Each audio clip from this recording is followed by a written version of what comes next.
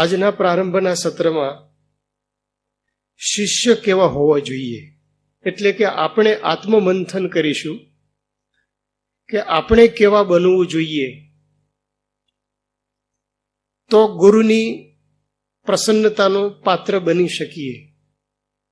ગુરુનો મહાત્મ્ય તો ખૂબ લખેલો છે, પણ ગુરુના મહાત્મ્યની સાથે શિષ્યની યોગ્યતા કેવી હોવી જોઈએ એ થોડીક વાતો આપણે આજે કરીશું. બે દ્રષ્ટાંતોથી આરંભ કરીએ. આદર્શ શિષ્ય કોને કહેવાય? ઉપનિષદમાં, છાંદોગ્ય ઉપનિષદમાં સત્યકામ જાબાલનું આખ્યાન આવે છે.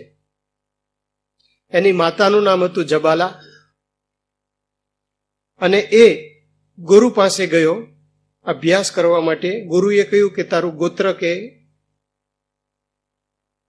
અને તું કોણ છે એ મને વાત કર, પછી અમે આશ્રમમાં પ્રવેશ આપીશું. એણે જે માતાને પૂછ્યું કે માતા, આપણું ગોત્ર કયું, આપણું પ્રવર કયું?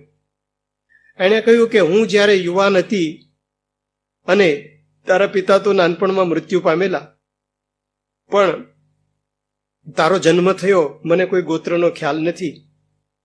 તું જઈ ગુરુને એમ કહેજે કે મારી માતાનું નામ જબાલા છે અને મારું નામ સત્યકામ છે, આટલી ખબર છે, બીજી કોઈ ખ્યાલ નથી. ત્યાં ગયો. એમના ગુરુ આરુણીને એમણે કહ્યું કે મારી માતાનું નામ જબાલા છે, પિતાનું નામ ખ્યાલ નથી અને મારું નામ સત્યકામ છે, આપને પ્રવેશ આપવો હોય તો આપો.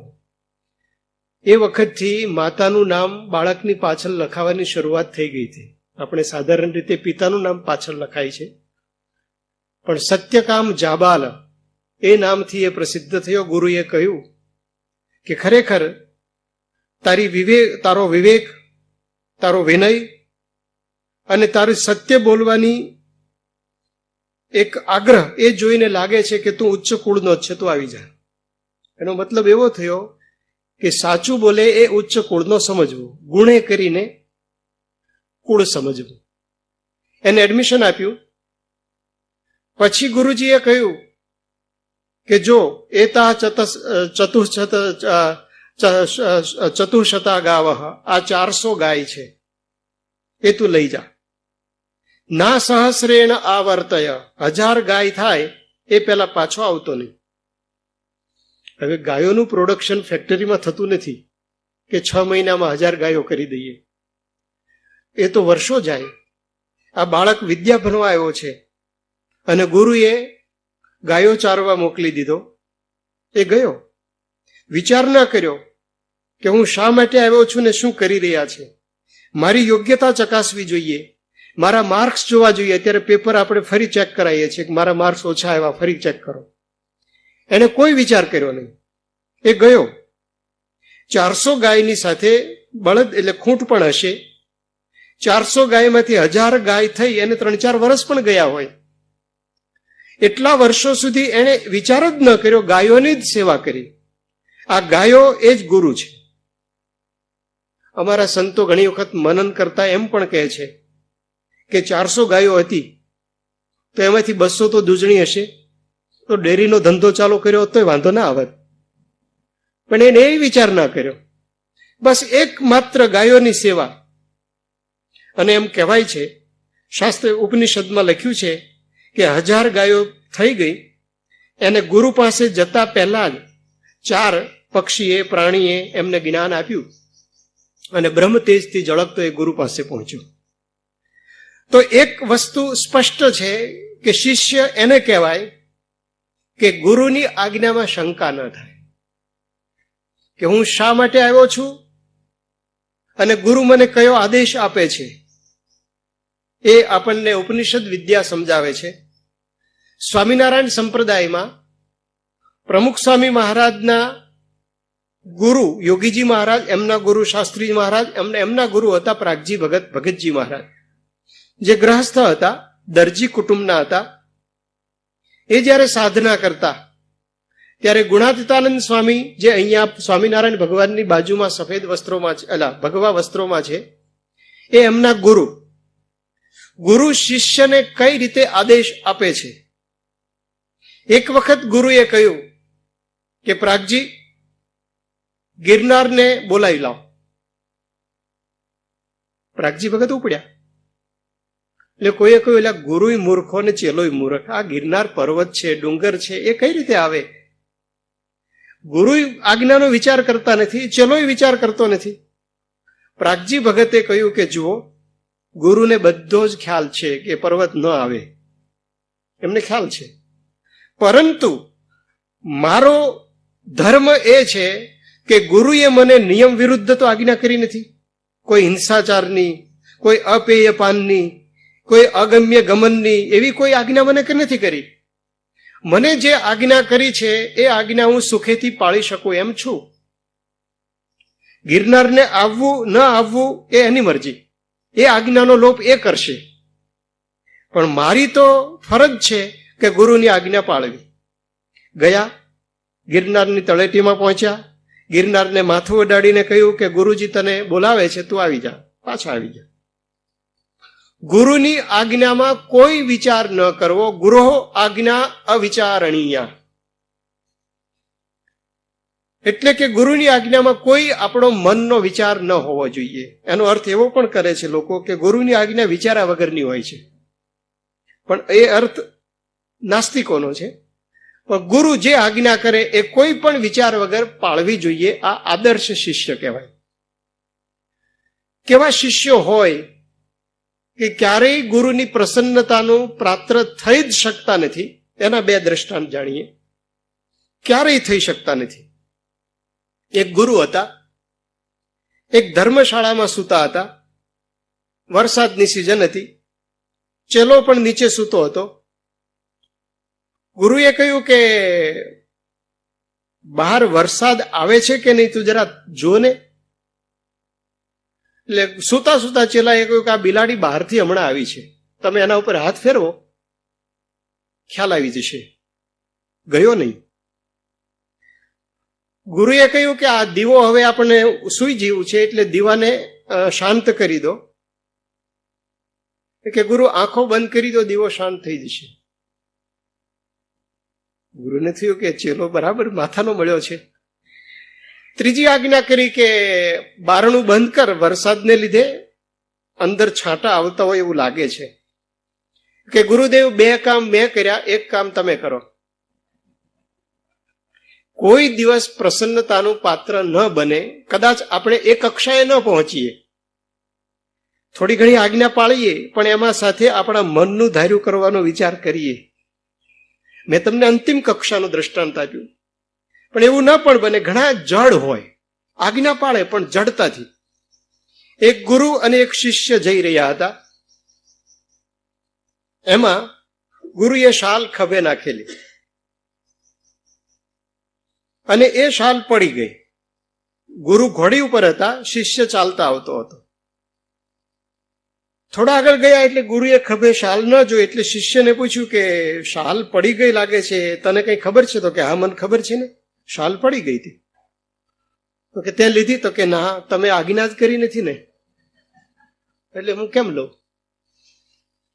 કઈ વાંધો નહીં, હવેથી હું તને આજ્ઞા કરું છું કે આ ઘોડી ઉપરથી કશું પડી જાય તો તાર લઈ લેવું. કે ભલે ગુરુ મહારાજ. ઘોડી પાછળ ચલાવી, શાલ લઈ આવ્યા અને આગળ ચાલ્યા. ઘોડીએ પૂંછડું ઊંચું કર્યું. એની જે ઘોડીને લાદ કહેવાય, એને કાઢવા માટે, મળ વિસર્ગ માટે, એટલે પેલા એ લઈ લીધું. આગળ ગયા, ગુરુએ પૂછ્યું કઈ પડ્યું તું? તો કે હા ગુરુજી, પડ્યું તું, આપની આજ્ઞા મુજબ લઈ લીધું છે. જો આજ્ઞાનો વિચાર ન કરવો, પાછો આમાં વિચાર કરવો, એ વિવેક જોઈએ. એટલે શું લીધું? એ કે આ ગુરુ ઘોડીએ લાદ કરી હતી, એ મેં લઈ લીધી છે. મૂર્ખ, એ ના લેવાય. તને ખબર નથી પડતી શું લેવાય શું ન લેવાય? ગુરુજી, એવી કશી જ ખબર પડતી નથી, એટલે તો તમારી પાસે આવ્યો છું શીખવા. તમે મને શીખવો. લિસ્ટ કરી દીધું, આટલી વસ્તુ લેવી, આ સિવાય તારે કશું લેવાની જરૂર નથી. આગળ ચાલ્યા. એમાં ઘોડી જતી હતી અને કોઈ પક્ષી અચાનક નીકળ્યું, ઘોડી બે પગે થઈ, ગુરુ પડી ગયા. કે મને ઉભો કર. એ કે લિસ્ટમાં વાંચી લઉં, તમે છો કે નહીં. એવો શિષ્ય કોઈ દિવસ કૃપા, વિવેક પણ જોઈએ. ગુરુની આજ્ઞા અવિચારણીય 100% સાચી વાત, પણ એની સાથે ગુરુની આજ્ઞામાં વિવેક પણ જોઈએ, એ પણ આપણને શીખવે છે. તો આ થોડીક શિષ્ય કેવા હોવા જોઈએ અને કેવા ન હોવા જોઈએ એના 4 દ્રષ્ટાંતો આપણે જાણ્યા. હવે શિષ્યના લક્ષણો વિશે થોડા ઊંડા ઉતરીએ. આગમોમાં એના નિરૂપણો કર્યા છે, વેદોમાં નિરૂપણો કર્યા છે, પુરાણોમાં નિરૂપણો કર્યા છે, ઘણા બધા ગ્રંથોમાં શિષ્યોના લક્ષણો કર્યા છે. ગુણાતીતાનંદ સ્વામી, સ્વામિનારાયણ ભગવાનના મુખ્ય શિષ્ય, એમની પાસે એક વખત એક હરિભક્તે પૂછ્યું કે સત્પુરુષના અર્થાત ગુરુના ગુણ આવે કે ન આવે. ગુણાતીતાનંદ સ્વામીએ કહ્યું કે સેવા કરે, ભેગો રહે, કહે તેમ કરે, તો પણ સત્પુરુષના ગુણ શિષ્યમાં ન આવે.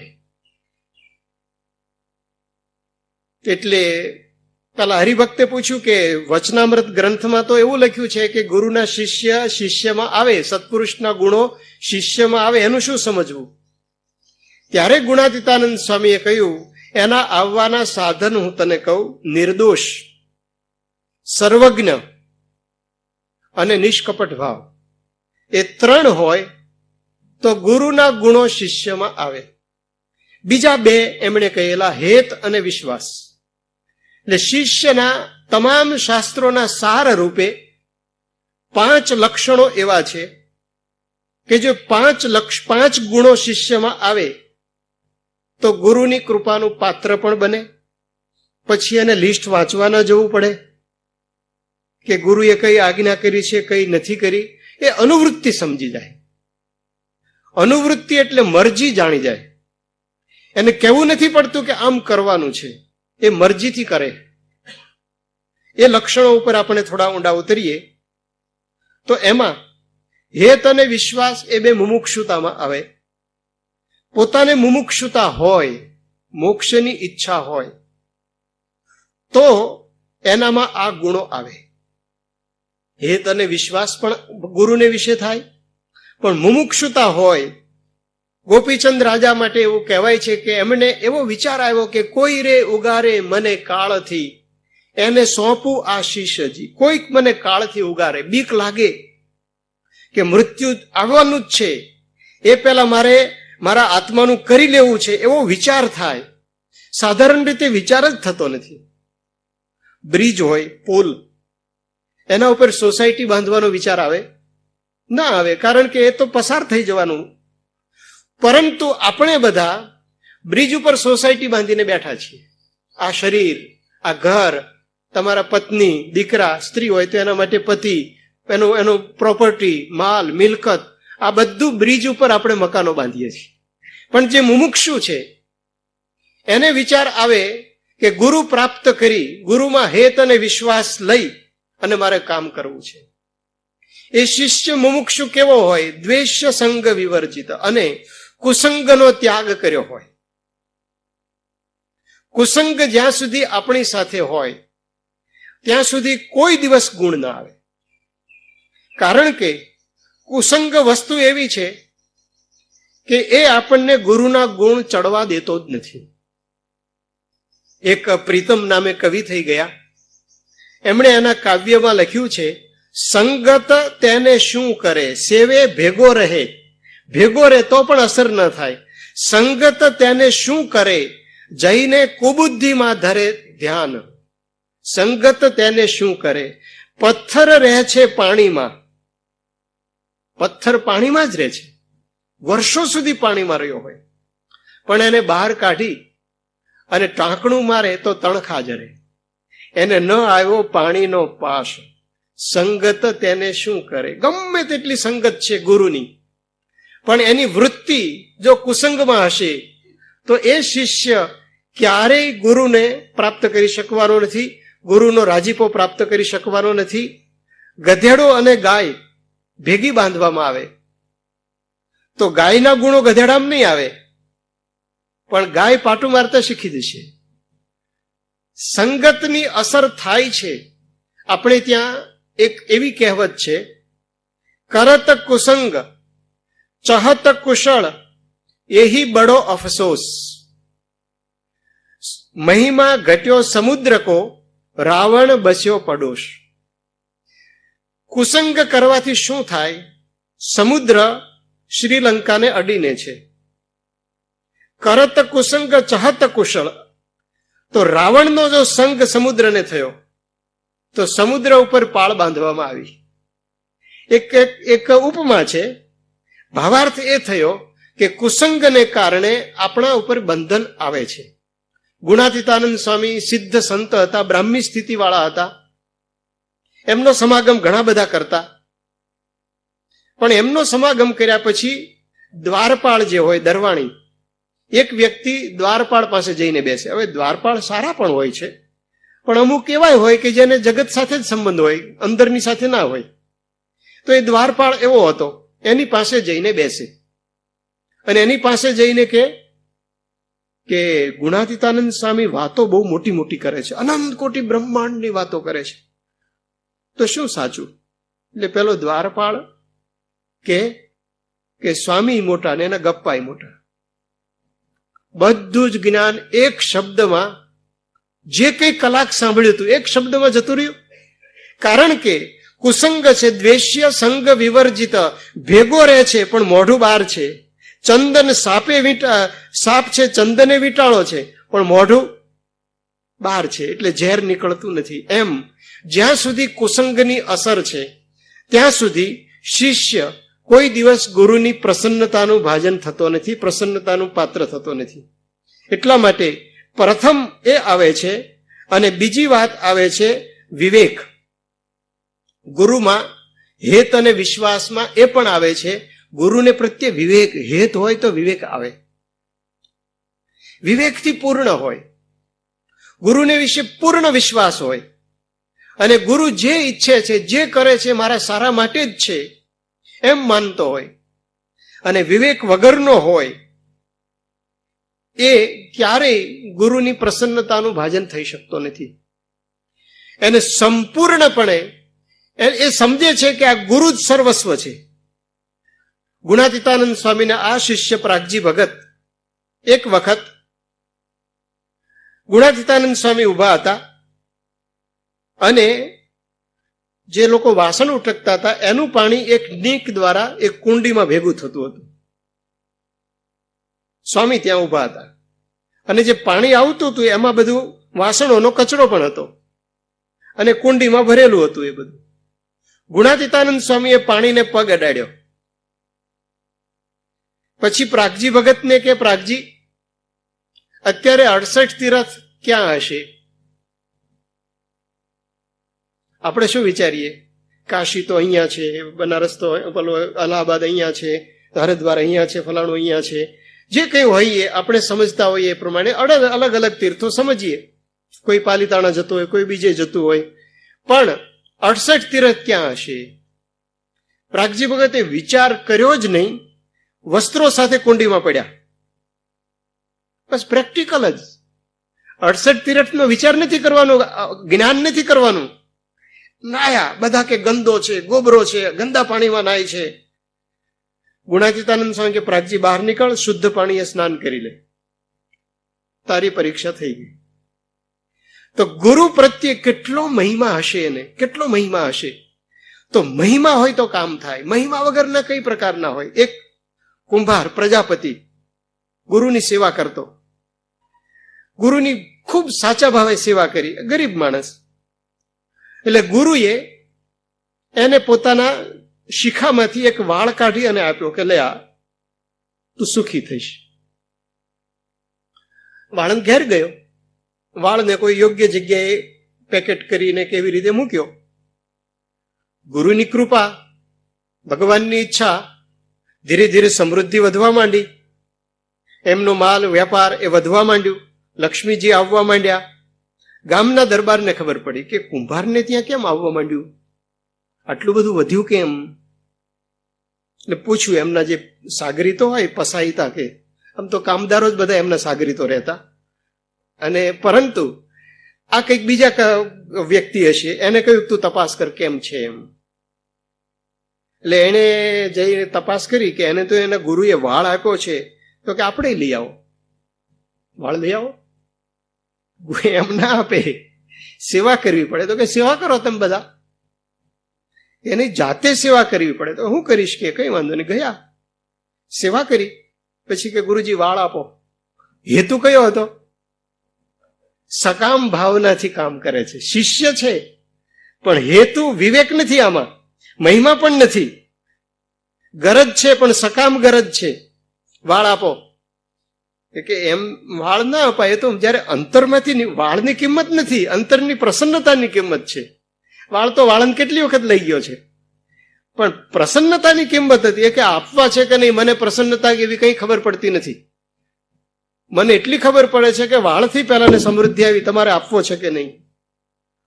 ગુરુએ ના આપ્યો તો જાતે ગુરુનું માથું બે જણે પકડી રાખ્યું ને વાળ ઘેર લઈ ગયો. હવે આ પરિસ્થિતિ થઈ, ઘેર ગયો, વાળ મૂક્યું, જમવા બેઠો, દાળમાં રોટલી બોળી વાળ દેખાય, શાકમાં વાળ દેખાય, પાણીમાં વાળ દેખાય, સૂતો પથારીમાં વાળ દેખાય, જાગ્યો ત્યાં વાળ દેખાય. વાળ જ દેખાય. શું છે કે આ બીજું કા જગત બ્રહ્મમય જગતને બદલે વાળમય જગત થઈ ગયું. સર્વમ ખલવિદમ બ્રહ્મને બદલે સર્વમ કેશમયમ જગત. બધે એ જ દેખાય, એ જ દેખાય. ગભરાઈ ગયો. પસાઈતાને કે શું છે કે આવું થાય છે? કે માફી માંગો. જઈને માફી માંગી, સરખું થયું. પરંતુ એ કોઈ દિવસ સકામ ભાવથી ગુરુજી પાસે આવશે, એ અસલ પ્રસન્નતાનું ભાજન નહીં થઈ શકે. હા, થોડી ઘણી પ્રસન્નતા મળે પણ ખરી લૌકિક, પણ સાચી પ્રસન્નતા મેળવવા માટે સકામ ભાવ કામ લાગતો નથી. એના માટે એક વિવેક અને શ્રદ્ધા. હવે કે છે એ વિશ્વાસ. બીજો નંબર શ્રદ્ધા કહો કે વિશ્વાસ કહો. મજ્જિમ નિકાય નામે બૌદ્ધ ગ્રંથ છે, એમાં એક પ્રસંગ આવે છે. ભગવાન બુદ્ધની પાસે એક માલુક્ય પુત્ત નામે એક શિષ્ય આવ્યો, અને શિષ્ય કહ્યું કે મને આટલા પ્રશ્નોના ઉત્તર આપો. ભગવાન બુદ્ધ સાધારણ રીતે અમુક વિષયોના ઉત્તર આપતા જ નહોતા. એ ઠપ્પનીય કહેતા કે આ વિચાર કરવા જેવો જ નથી. એને થોડાક ફેરફાર તો ન કહી શકાય, પણ એ ભાવને લઈ અને સપ્તભંગી નય, એ સમાનકાલીન છે જૈનનું અને એમનું, પણ સપ્તભંગી નય પણ થોડોક એને જેવો જ છે કે જેને તમે ચોક્કસ ન કહી શકો.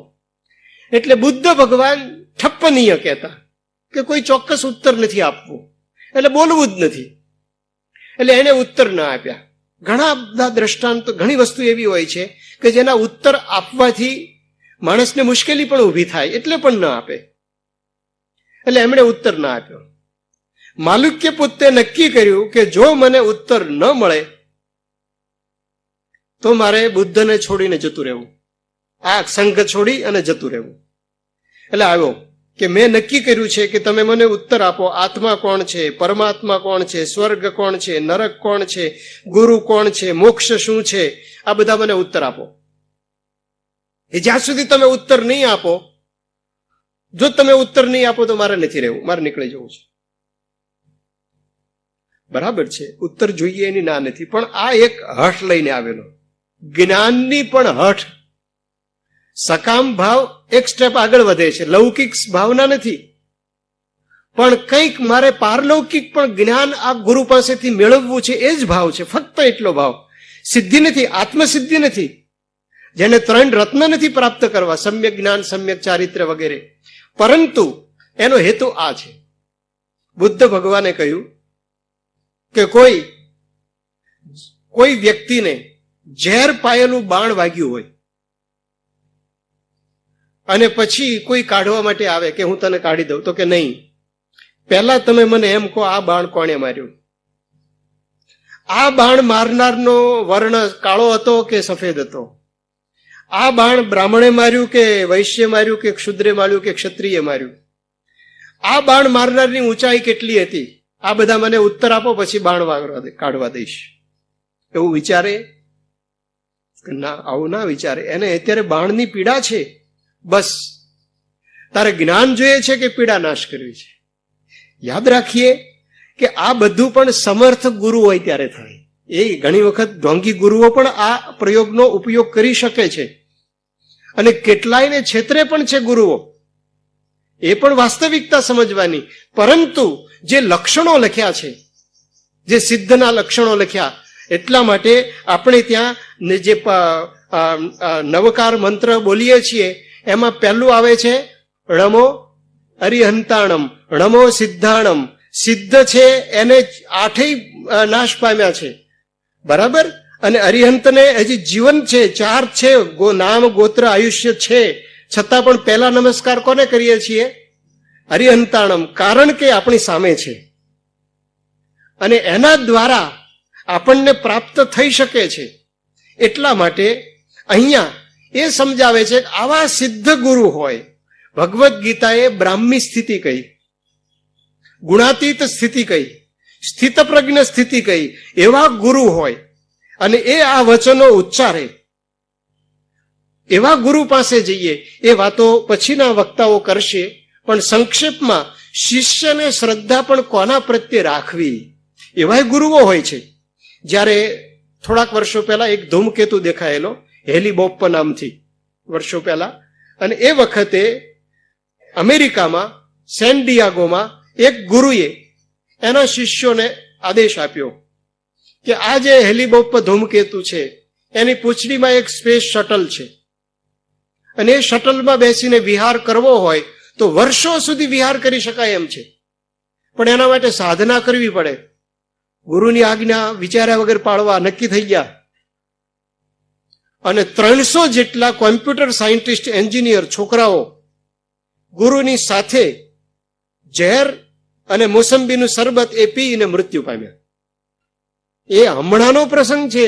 ગુરુ આવાય ગુરુ હોય એટલે એ ગુરુની આજ્ઞા પાળવાની વાત નથી કરતો, એવા ગુરુમાં શ્રદ્ધા રાખવાની વાત નથી કરતો, એવા ગુરુમાં વિશ્વાસ રાખવાની વાત નથી કરતો. પરીક્ષા ભિક્ષવો ગ્રાહ્ય. પરીક્ષા કરીને તમે નક્કી કરો. તાપાત, છેદાત, નિકષાત, સુવર્ણમ ઇવ પંડિતા. સોનું છે એને તપાવીને ચેક કરવામાં આવે, ઘસરકો મૂકી અને ચેક કરવામાં આવે, કાપીને ચેક કરવામાં આવે. એમ હું તો કહું છું ગુરુને ચેક કરો, પછી એક વખત નક્કી, પછી કોઈ વિચાર કરવાનો નહીં. પછી આ બધી જ સાધના શિષ્યની આવે છે, એ પહેલા નહીં. એટલા માટે આ સાધના હું કહું છું એનું બેકગ્રાઉન્ડ આ પણ સાથે સમજવાનું. અને એ ગુરુ હોય એ ગમે તેવો પાપી શિષ્ય હોય એને સુધારી શકે છે, ગમે તેવો પાપી હોય. ભગવાન શ્રી કૃષ્ણ કહે છે અપિચેત સુદુરાચારો ભજતે મામ અનન્ય ભાગ સાધુરેવ સમંતવ્ય સમ્યક વ્યવસિતો હિ સ. ભગવાન બુદ્ધના, ભગવાન મહાવીરના, બીજા અનેક જીવનોમાં, ભગવાન સ્વામિનારાયણના અનેકના જીવનોમાં આવા પ્રસંગો બન્યા છે કે ગમે તેવો પાપી હોય પણ એને સુધારે છે. અપિચેત સુદુરાચારો, ભયંકર દુરાચારી હોય પણ એ સાધુ બની શકે છે. રામચંદ્ર ભગવાન શ્રીલંકા ગયા, સેતુબંધ બાંધીને. વાલ્મીકી રામાયણનો પ્રસંગ છે અને ત્યાં હવે કઈ રીતે યુદ્ધ કરવું એ બધી વાતોચીતો ચાલતી. સુગ્રી અંગદને એક વખત મોકલેલો પણ ખરો દૂત તરીકે કે સમાધાન હજી કરવા માંગતા હોય તો આપણે સમાધાન કરી સીતાજીની સાથે પાછા જતા રહીએ, પણ સમાધાન શક્ય હતું નહીં. એ દરમિયાન રામચંદ્રજીની છાવણીમાં સુગ્રીવજી રામચંદ્રજી પાસે આવ્યા, પ્રણામ કરી અને કહ્યું કે પ્રભુ, બહાર એક લંકાનો આદમી ઉભો છે, પકડાયો છે અને એમ કે છે હું વિભીષણ છું અને આપના શરણે આવવા માંગે છે. મારી સલાહ છે કે આવા વ્યક્તિઓને શરણે ના લેવાય, કારણ કે શત્રુનો ભાઈ છે. કદાચ વિભીષણના રૂપમાં બીજો પણ હોય, રાક્ષસો તો ઘણા રૂપ ધારણ કરી શકે છે, તો આને આપની પાસે તો ન જ આવવા દેવાય. હું એક રાજા તરીકે સમજુ છું કે આવું ના કરાય, એટલે હું આપને પરમિશન લેવા નથી આવ્યો પણ આપને જણાવવા આવ્યો છું. રામચંદ્રજીએ કહ્યું વિભીષણોપી સુગ્રીવ યદિ વા રાવણ સ્વયં. આ તો વિભીષણ છે, કદાચ રાવણ પોતે મારી પાસે આવે. યદિ વા રાવણ સ્વયં, રાવણ આવે ને તો પણ હું માફ કરી દઉં. એ દિલના હોય છે, એમને માણસનું પાપ નથી દેખાતું, માણસનો આત્મા દેખાય છે કે આત્મા શુદ્ધ થઈ શકે છે. અને આત્મા શુદ્ધ થઈ શકે. સ્વામિનારાયણ ભગવાનના વખતમાં જોબનપગી હતો, હીરોમુખી હતો. પ્રમુખ સ્વામી મહારાજ હમણાં 1990ની સાલમાં ઓદરકા ગામમાં 2 ગામના દરબારોના જે યુદ્ધ વેર હતા, 200 વર્ષ જૂના વેર, એ સમાવ્યા. પણ એના મૂળમાં હતા ઓદરકાના દરબાર રામસંગ. હવે આ રામસંગ બાપુ બધા લક્ષણે પૂરા. એ વખતે ભૂપત બારવટીયો ભારત સ્વતંત્ર થયું ત્યારે બારવટું ખેડતો હતો, પછી પાકિસ્તાન જતો રહેલો, બધા વડીલોને ખબર છે. એ પણ અમને ત્યાં રહેતો એમની વાડીએ, અને એમને કોઈ રોકી શકે નહીં. ભાવનગરના કૃષ્ણકુમાર સિંહના ભાઈ નિર્મળસિંહ એ પણ આ ટોળીમાં હતા. અને એ વખતે ભારત સ્વતંત્ર થયું ત્યારે ભારતના રાજાઓના વાહનોને ચેક કરવામાં નહોતા આવતા, કારણ કે એની આમન્યા મર્યાદા રાખતા. આ નિર્મળસિંહના જીપમાં હથિયારો મૂકીને આ લોકો લૂંટ કરવા જતા. રામસંગ બાપુના મુખે મેં પોતે વાત સાંભળેલી છે. એમણે કહ્યું કે અમે એક વખત નિર્મળસિંહને અમે બધા ગયેલા. કોઈ પટેલ હતો એમના ઘેર, પટેલને થાંભલે બાંધ્યો અને કહ્યું કે તારા રૂપિયા જ્યાં હોય ત્યાંથી કાઢી આપ. આમ બંદૂકની નાળ ધરેલી, અને એ દરમિયાન પટેલના પત્ની બંદૂક લઈને બહાર નીકળ્યા. હવે જો એક ક્ષણની મેં રાહ જોઈ હોત તો એ નિર્મળસિંહને વિંધી નાખત એ બાઈ. પણ મેં તરત મારી બંદૂકથી બાઈને છાતીમાં ગોળી મારી અને જે લોહીના ફુવારા છૂટ્યા, હજી મને એ યાદ આવે છે. આવા તો ઘણા ખૂન કરેલા. આ અને દારૂ બીજી રીતે પણ પૂર્ણ, પણ સત્સંગના યોગમાં આવ્યા. ધીરે ધીરે કરતા વ્યસનો દૂર થયા, કુટેવો દૂર થઈ. અને ક્યાં સુધી એક વખત એ લોકો સત્સંગી થયા પછી સારંગપુર જઈ રહ્યા હતા. બહાર જમવાનું નહીં, હોટલમાં જમવાનું નહીં, બહારનું પાણી પીવાનું નહીં, સાથે જ બધું રાખવાનું.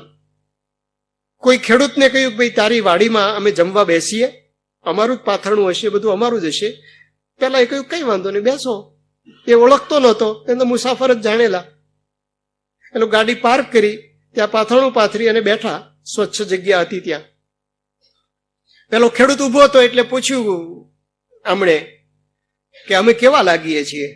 તો કે તમે બ્રાહ્મણ હશો અથવા તો વાણિયા હશો, કારણ કે બહુ વિવેકી, આમ એમને બધી વર્તણૂક બધું જોયું, એમના બૈરાઓ બધા જ.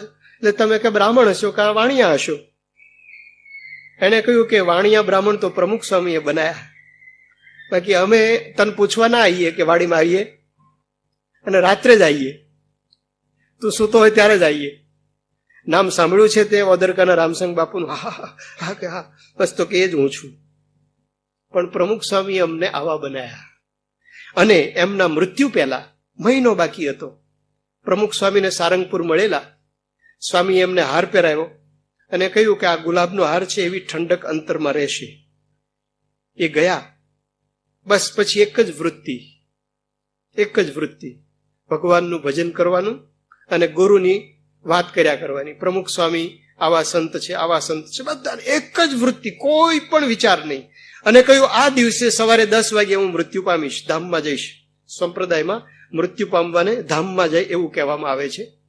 હું ધામમાં જઈશ, નિર્વાણ કહીએ. અને તે દિવસે સ્વામિનારાયણ ભજન કરતા કરતા એ મૃત્યુ પામ્યા. સગી આંખે અમે જોયા છે.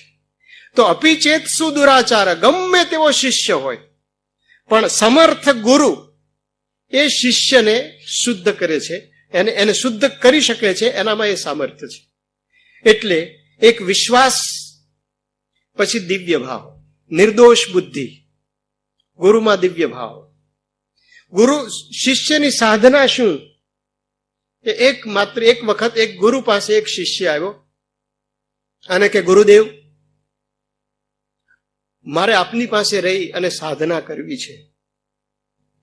ભલે વાંધો નહીં, તું રે. એ ઓળખતો હશે કે આ બહુ સારા સંત છે. અને પછી એને કહ્યું કે તું શું સાધના? ગુરુજી, મારે સાધના શું કરવાની? કે જો સાધના તારે કશી જ કરવાની નહીં, હું તને કહું છું એટલું જ તારે કરવાનું. અને હું જે ક્રિયા કરું એમાં તારે કોઈ પણ શંકા નહીં કરવાની. આ સિદ્ધ એક કક્ષાનો સિદ્ધ હશે ગુરુ. હું કહું એમાં તારે કોઈ શંકા નહીં કરવાની. કે ભલે ગુરુ મહારાજ. પછી સાથે જાય, સેવા કરે, કોઈ ગામમાં જાય, કોઈ ભિક્ષા લઈ આવે, રસોઈ બનાવી દે, ગુરુને સ્નાન કરાવે, એના વસ્ત્ર ધોઈ દે, નાની મોટી સેવા કરે. થોડા દિવસ બાદ એક ગામથી બીજે ગામ સાંજના સમયે જતા હશે. એક હોડીમાં બેઠા, બીજે કાંઠે ગયા. કાંઠે ગઈ અને ગુરુએ મોટો પથ્થર લઈ હોડીમાં જોરથી માર્યો, કાણું પડી ગયું. શિષ્ય કે ગુરુ તમે ખરા માણસ છો ને, આ પબ્લિકની હોડી છે, નગરપાલિકાની, અને સૌને આવવા જવા માટે હતી, તમે તોડી નાખી. હવે લોકો કઈ રીતે જશે? તમને ગુરુ કેમ કહેવા? તમે આવું કેમ કર્યું? એ કે તારે શંકા નહીં કરવાની, તને મેં કહ્યું છે, તારે આવવું હોય તો આવ, નહીં તો જતો રહે, બેઠો. એ કે નહીં, હવે હું શંકા નહીં કરું, મને સાથે રાખો. બીજે દિવસે ત્યાં રાત રોકાય, બીજે દિવસે સવારે નીકળ્યા નિત્ય વિધિ કરીને. એમાં કોઈ એમના પરિચિત કોઈ ગામના દરબાર રાજા એ આવ્યા. એને ગુરુને ઓળખતા હતા, પ્રણામ કર્યા. એક ઘોડું આપ્યું, ગુરુજી તમે બેસો. શિષ્યને ઘોડું આપ્યું, બેસો. કુંવર સાથે હતા, એમને ગુરુને આશીર્વાદ આપવા એમની પાસે લઈ ગયા. ગુરુએ શિષ્યને પોતાના ખોળામાં બેસાડ્યા. આ કુંવરને, નાનો કુંવર હશે, એને ખોળામાં બેસાડ્યો. પછી સવારી જતી હતી, હવે એમના નગરમાં જવાનું હતું. બે રસ્તા જતા, એક જંગલમાં ને એક નગરમાં. ગુરુ જંગલમાં જતા રહ્યા. ચેલા એ ઘોડું પાછળ માર્યું, રાજા ને બધા નગરમાં ગયા, કુંવર ગુરુના ખોળામાં. જંગલમાં જઈ, ઘોર જંગલમાં જઈ, નાનું બાળક એનો હાથ મરડી કાંડું તોડી નાખ્યું, જંગલમાં ફેંકી અને કે ભાગ. હવે કે ગુરુ મહારાજ તમે ગુરુ છો કે શું છો, આમાં કઈ ખબર પડતી નથી. આ નાનો 2 વર્ષનું બાળક તમે જંગલમાં ફેંકી દીધું, એનું હાડકું ભાંગી ગયું, એને પશુઓ ખાઈ જશે, આવું તમે કરો, મારે તમારી સાથે રહેવું જ નથી. હવે હું જઉં છું, પણ મને તમારો મહિમા બહુ સાંભળેલો, એટલે મને એમ થાય છે કે તમને પૂછીને જઉં કે તમે આવું કેમ કર્યું. તો કે તું હવે જા, પણ તને હું કહું છું, જો એ હોડીમાં આપણે ઉતર્યા પછી ચોર લોકો બેસવાના હતા, અને સામે કાંઠે જઈ અને ગામમાં લોકોને લૂંટે. હોડી તોડી નાખી છે, દરિયામાં વચ્ચે હોડી પાણી ભરાશે, ચોર લોકો મૃત્યુ પામશે, ગામ બચી જશે. ઓહો ગુરુજી તમે તો બહુ દયાળુ છો, તમે આવું ભવિષ્યનું જાણો છો, મને ખબર નહોતી, મને માફ કરો. કે હવે નહીં, હવે તું જા. પણ કે હું જઉં, પણ આ તમે છોકરાને કેમ આવું કર્યું?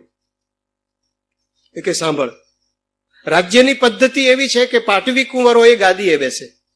આ મોટો કુંવર, એને નાનો ભાઈ પણ નાનું બાળક પણ છે. આ કુંવર જો ગાદીએ બેઠો હોત તો પ્રજાને રંજાડત, પ્રજાને દુઃખી કરત, વ્યસની થાત, દુરાચારી થાત, રાજ્યનો નાશ કરી નાખત, ખેદાન મેદાન કરી નાખત.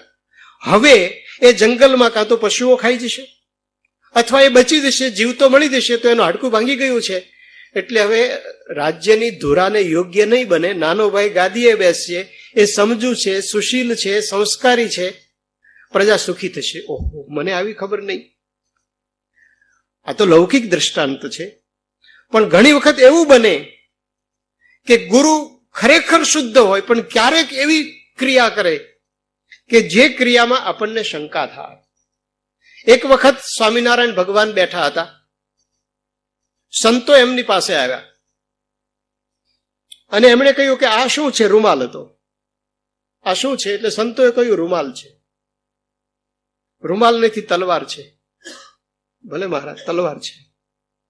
હું કઉ છું આ તલવાર નથી, રૂમાલ છે. હા મહારાજ, રૂમાલ છે.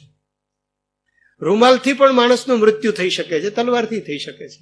હથિયાર બનાવનાર, હથિયારના નામ પાડનાર તો તમે છો.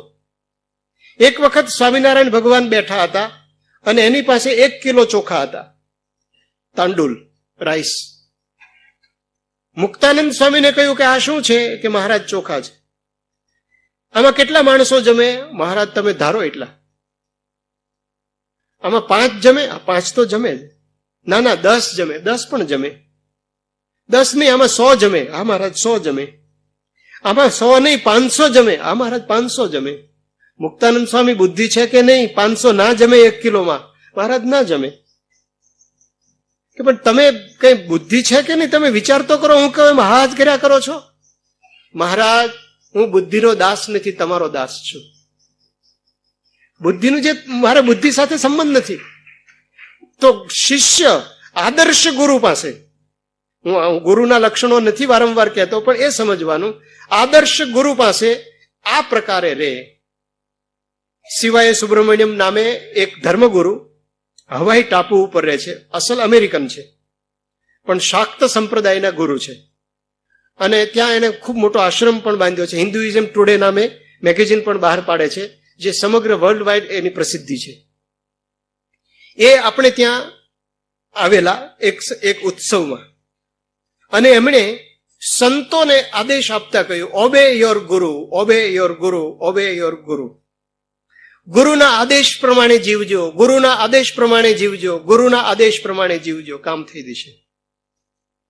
ગુરુના આદેશ પ્રમાણે જે જીવે એ નિર્દોષ બુદ્ધિ રાખીને, સંપૂર્ણ એમાં દોષ છે જ નહીં, જે મને દેખાય છે મારા છે, તો એ શિષ્ય ક્યારેય પાછો ના પડે.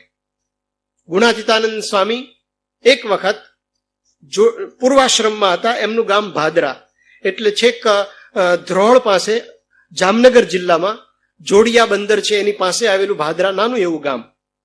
પૂર્વાશ્રમમાં હતા ત્યારે જોડિયા ગયેલા. જોડિયાથી સીધું કચ્છમાં જવાતું હોડી દ્વારા પહેલા. તો સ્વામી જોડિયા ગયેલા, બંદર, અને ત્યાં મોટું શહેર, નાનું શહેર ગણાય. સ્વામી પોતે પ્રસંગ કહેતા કે ત્યાં અમે બળદ લેવા ગયેલા. તો 2 બળદ અમે, એક બાઈ પાસે હતા, એ 2 બળદ અમે લીધા. એનો ભાવ પૂછ્યો તો એને કહ્યું કે આ જે બળદ છે 500 રૂપિયાનો, બીજો છે 250 રૂપિયાનો. 2 બળદ એક સરખા, શિંગડે, પૂંછડે, વર્ણમાં, બધી જ રીતે પૂરેપૂરા સરખા.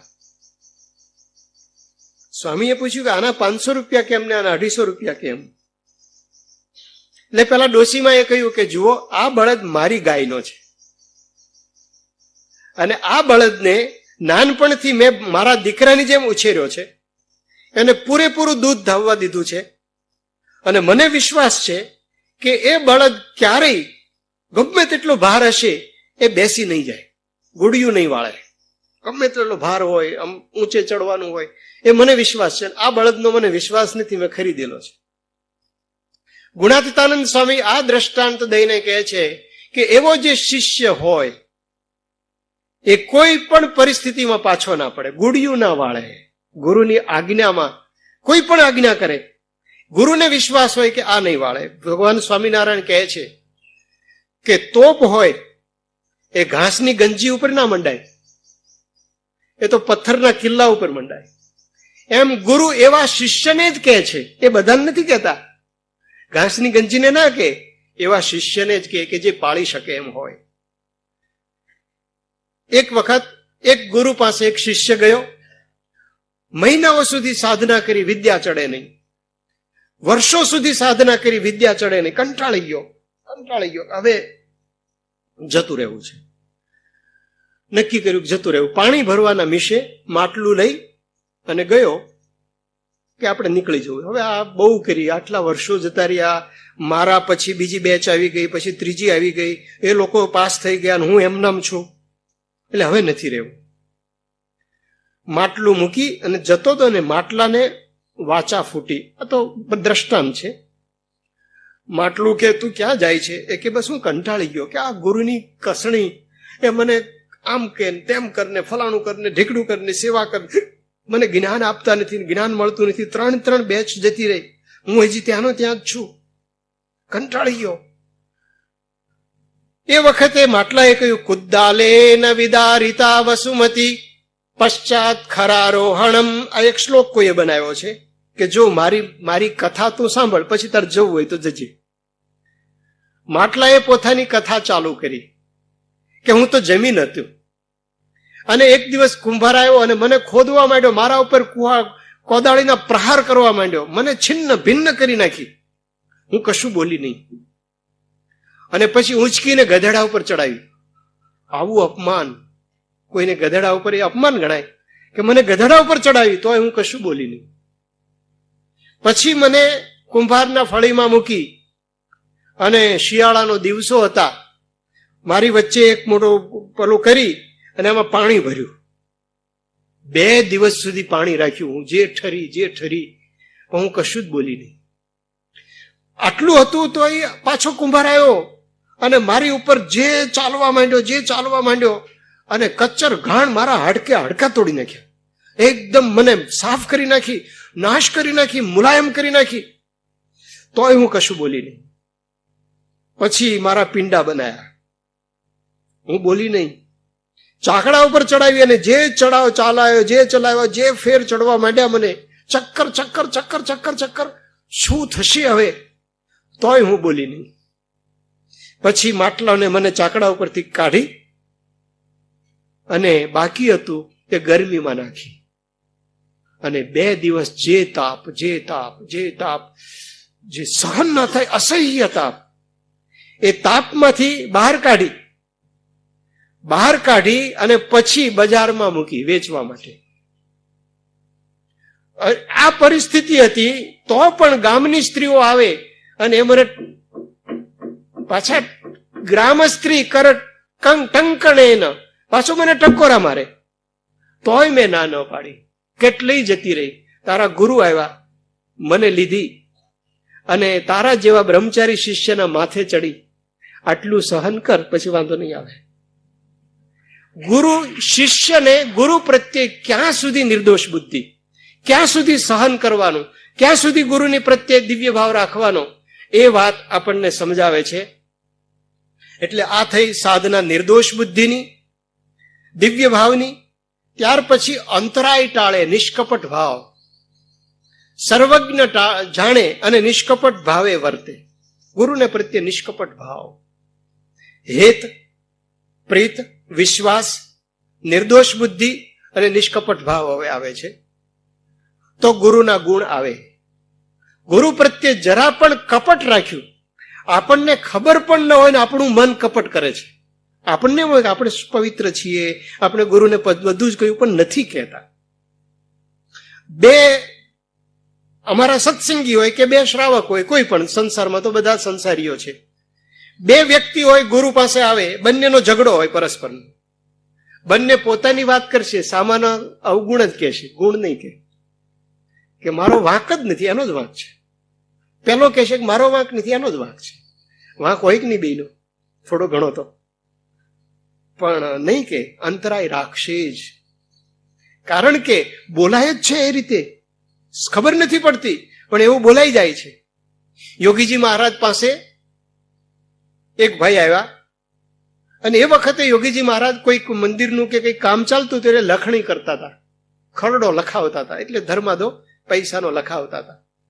પેલા નહીં ખબર કે સ્વામી અત્યારે આ કરે છે. સ્વામી આશીર્વાદ આપ્યા, બોલો કેટલો પગાર છે? એટલે પહેલાથી પગાર કહીશ એટલે એટલો માગી લેશે. એટલે એને કહ્યું સ્વામી 500 રૂપિયા. સ્વામી કે જાઓ 700 થઈ જશે. હવે એનો 1200 પગાર હતો. વાંકમાં આવ્યો, મહિનામાં 700 થઈ ગયો. ગુરુ પાસે કપટ રાખ્યું. ગુરુને કઈ તમારું લેવું નથી, પણ આપણે કપટ રાખીએ છીએ, આપણે છેતરાઈએ છીએ.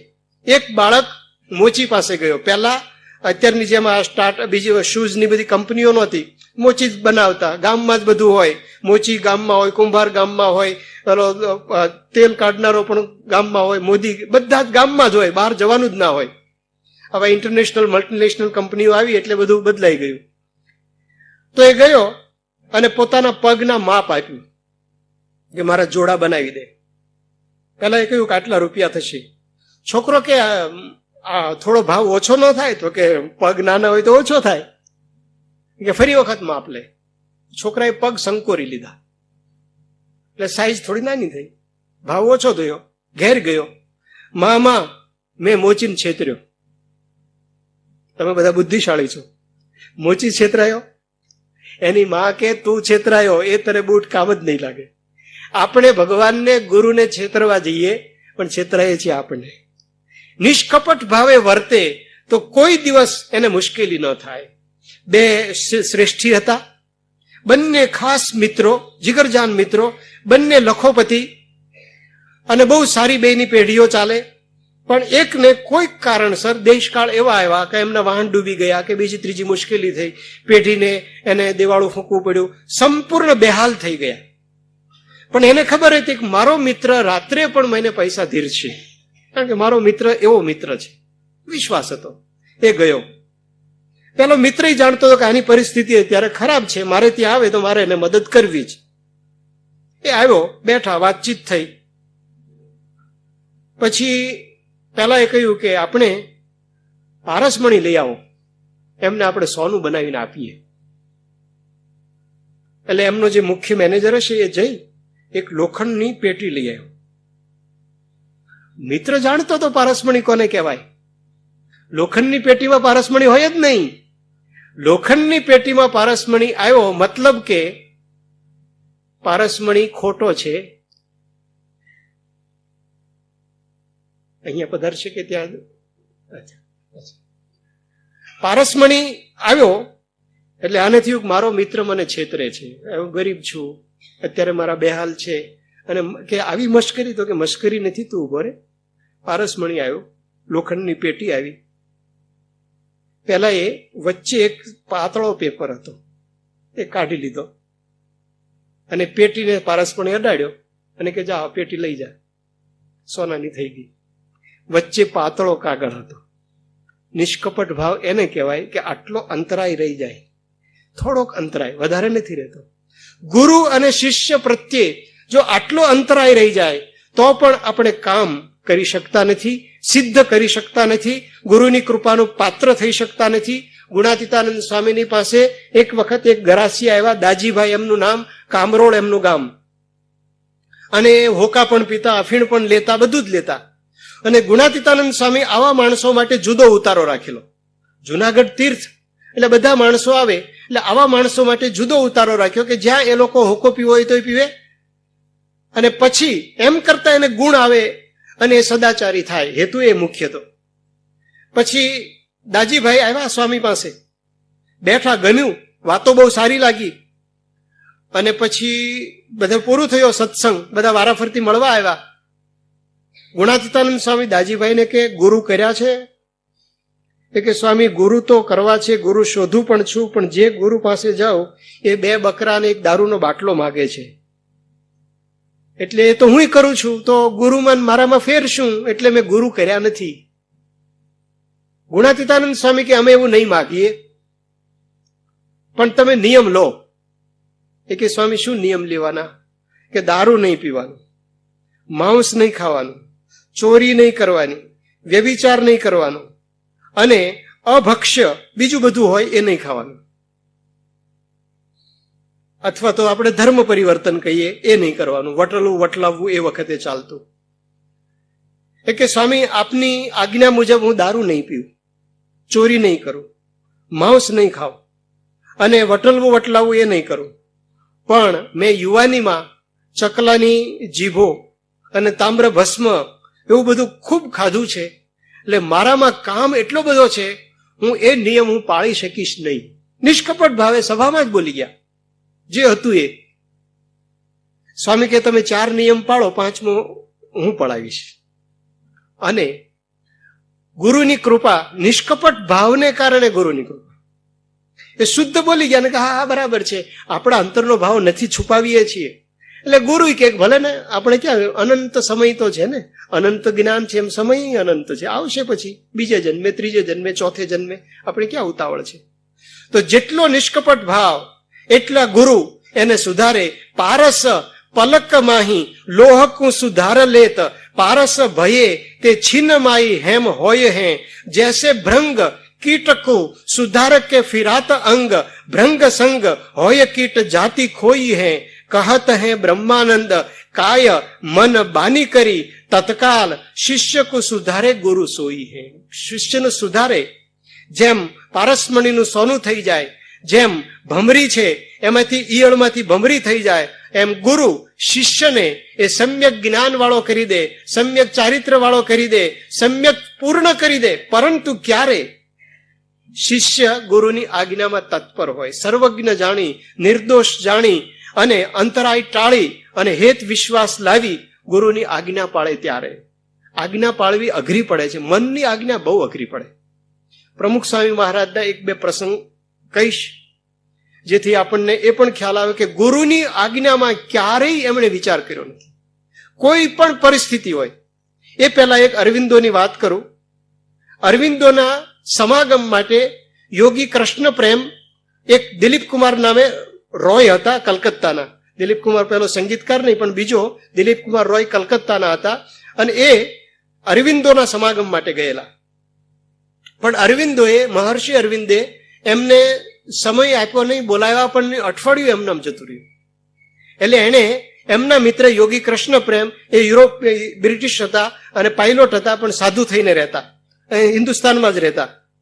એને કાગળ લખ્યો કે હું અરવિંદ તો મને મળતા પણ નથી, મારી સામે જોતા નથી, મારે સમાગમ કરવો છે. પેલા એ પત્રમાં જવાબ લખ્યો કે કદાચ મગર મોઢું ફાડીને ઊભી હોય, ગુરુ એમ કે મગરના મોઢામાં માથું મૂક, તો મૂકવું, એને બંધ કરવું કે ન કરવું મોઢું એ ગુરુના હાથમાં છે, ગુરુદેવના હાથમાં છે. એવો વિશ્વાસ હશે તો કામ થશે. 5 દિવસ તને ન બોલાવ્યો, અમે શંકા થઈ ગઈ. એમ પ્રમુખ સ્વામીએ એ રીતે કર્યું છે, ક્યારેય વિચાર કર્યો નથી. અને કોઈ પણ પરિસ્થિતિમાં ગુરુની આજ્ઞા, એમાં વિચાર કરવાનો હોય જ નહીં. એક વખત એવું બન્યું કે પ્રમુખ સ્વામી નાના હતા, એમને ઘેર હતા, એમને ક્રિકેટનો શોખ હતો, અને બાળકો બધા ક્રિકેટ રમતા. ગામનો એક કલાલ આવેલો અને એ ક્રિકેટના સાધનો લાવેલો, પણ એ કંઈક બીજે જતો રહ્યો. એટલે બધા બાળકોએ વિચાર કર્યો કે આપણે ક્રિકેટના સાધનો આપણા પૈસા ખર્ચીને વસાવીએ. એટલે બધાએ કોઈ 2 પૈસા, 5 પૈસા, 10 પૈસા કાઢી અને 5-10 રૂપિયા ભેગા કરેલા. પ્રમુખ સ્વામીનું નામ હતું શાંતિલાલ. એમને કહ્યું તમે અને બીજા એક મિત્ર હતા, વડોદરા જઈ અને સાધનો લઈ આવો. એ વાત થયેલી નથી. હવે ક્રિકેટના સાધનોનો શોખ છે અને ગુરુની આજ્ઞા આવી, કોઈ પણ વિચાર કર્યો નહીં. અમે પૂછ્યું કે તમે કહ્યું નહીં કે હું સાધનો લઈને આ લોકોને આપીને પછી જઉં? કે ના, સાધનો લાવનારા લાવશે, મારે જવાનું છે, ગુરુની આજ્ઞા છે. ઘેર ગયા વગર નીકળ્યા.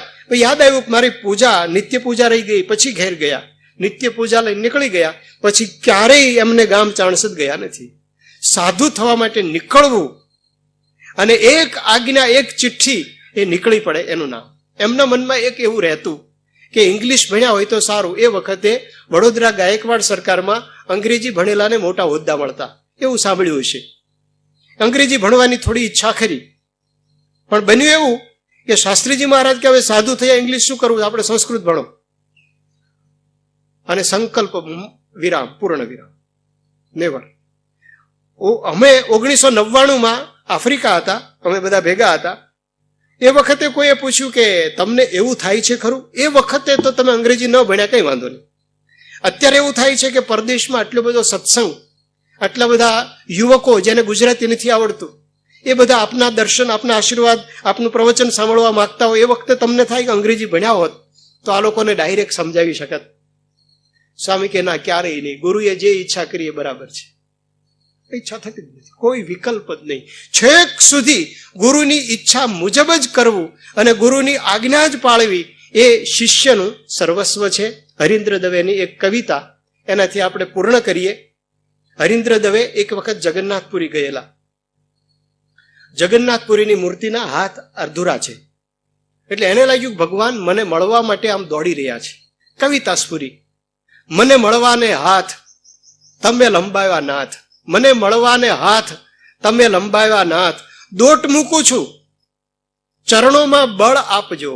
હું દોટ મૂકીશ પણ બળ તમે આપજો. એક વસમાં આ માર્ગડે મૂક્યા છે પાય, અધ્યાત્મ માર્ગ વસમો માર્ગ છે. એક વસમાં આ માર્ગડે મૂક્યા છે પાય, હું જો થાકું તો પંથ તમે કાપજો. પછી એમને વિચાર થયો, આગળની કડી ગોતતા હતા પણ મળતી નહોતી. આગળ કઈ કડી બનાવી હતી, 2 કડી બનાવી. પછી એક વખત પ્રમુખ સ્વામીને મળવાનું થયું, અને બનેલું એવું કે એ સમય દરમિયાન એમને કંઈક વ્યવહારિક પ્રશ્નો હતા. એટલે સ્વામીને મળ્યા. પ્રમુખ સ્વામીએ કહ્યું કે જો ભગતજી મહારાજ એવું કહેતા, પ્રાગજી ભગત દરજી હતા, કે 2 ટાંકા તોડું છું અને 2 ટાંકા જોડું છું. સ્ત્રી અને ધન, સ્ત્રી એટલે આસક્તિ, સ્ત્રી માટે પુરુષ, પુરુષ માટે સ્ત્રી.